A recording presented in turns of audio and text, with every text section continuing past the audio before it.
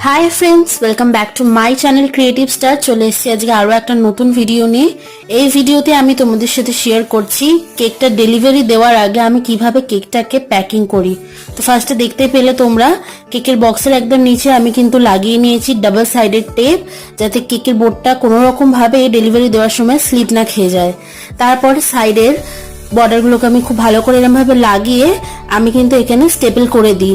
অনেক সময় সাইডের যে বক্সের এই অংশগুলো কেকের মধ্যে এসে কেকের ডেকোরেশনটা সাইড থেকে খারাপ করে দেয়।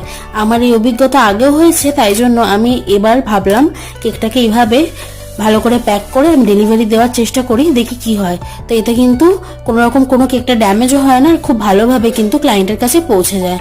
তো এবার আমি বাইরে দিয়ে চারিদিকে সেলোটেপ লাগিয়ে দিয়েছি, আর যেরকম ডিমান্ড, যেমন একটা নাইফ আর টপার যদি থাকে সেটা দিয়ে দিই।